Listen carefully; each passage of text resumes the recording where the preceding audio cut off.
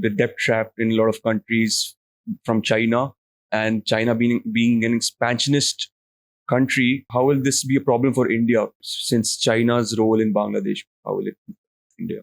This is a major concern for India because India has to do the Jadu Pocha soon after the country falls into a debt trap, especially in the Indian neighborhood. We witnessed that in Sri Lanka when 54% of the debt of Sri Lanka is for the Chinese, the total debt. And in the case of Bangladesh as well, this is huge debt that they are accumulating from China because of the projects, infrastructure projects. Even if that country does not require these projects as a pressing need, China has extended loans, and under coercion, these projects have been executed, like Hambantota project, the Colombo port project, or the many of the bridges constructed. Of course, these countries need them for modernization, but not at the cost of their economy. The Sri Lankan economy melted down 2 years ago, 3 years ago. And I remember Wang Yi went to Colombo not to assuage the Sri Lankans when they had this financial crisis, but to demand the repayment for one of the vessels that carried organic fertilizers to Sri Lanka. Under Rajapaksa government, they decided to have only organic farming and they would not import any chemical fertilizers.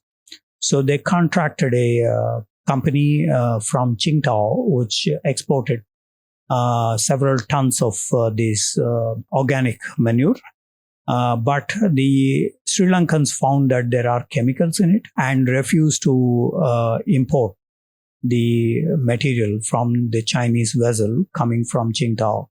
So it was docked away in the sea for long and was incurring costs. So Wang Yi's visit was mainly meant to coerce the Sri Lankans to repay the amount involved in the fertilizer rather than to provide any assistance to the Sri Lankans when they were in a dire strait in the financial crisis.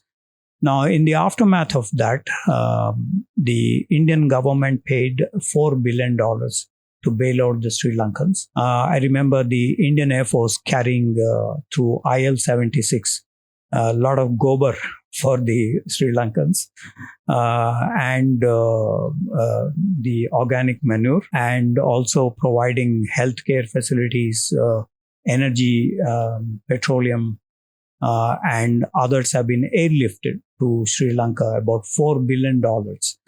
While China is tightening up the noose around these countries with the debt trap, we have to do the cleanup job for the countries concerned. And you and I are paying for this, by the way. A taxpayer is paying for this. And this seems to be so we have not done enough job in terms of educating the South Asian countries that debt trap is coming and they need to be careful. And the debt trap is also coming in Maldives, in Bhutan, which doesn't have any diplomatic relations with China, but China is investing in infrastructure projects, in Huawei telecommunication projects, in tourism. Also in Nepal, even though Nepal is now unable to say yes or no for the BRI projects, Belt and Road Initiative projects, because the Chinese in their joint statement with Nepal suggested that a harmonizing clause has to be signed by Nepal as part of the Belt and Road Initiative, which they did not sign despite the pressures on the Nepalese politicians. Yet we keep hearing about rampant corruption. The Nepalese Senate, Parliamentary Senate, mentioned about corruption in Buddha Gandak project and a former Deputy Prime Minister's wife receiving a lot of money from China.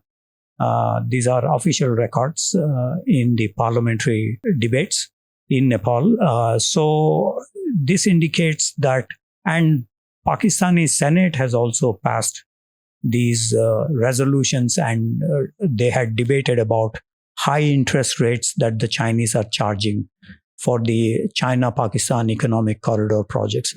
So overall situation for India is bad in terms of doing the cleanup job once. So, but I would like to bring the point that even after so much support that we provide to our neighborhood, there is a sentiment of India out, which is orchestrated by Chinese, of course. Why is that the case, sir? Since Indira Gandhi's time, we had a very hard policy towards South Asian countries. I.K. Gujral, as the Prime Minister, tried to change the course by not seeking reciprocity from these countries. And the good neighborliness or good neighborhood policy, neighborhood first policy of the Modi government since 2014 tried to rectify some of the problems that we have, the image problem that we have in South Asian countries. Yet it is a long process.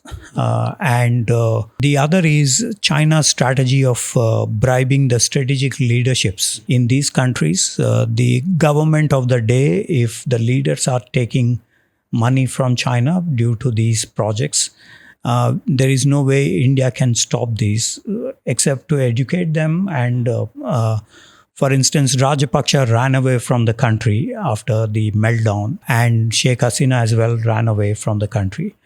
So this is a new trend that has happened in South Asia. They should have been very cautious about the Chinese role before. I think we were to an extent successful in Maldives on the India Out campaign.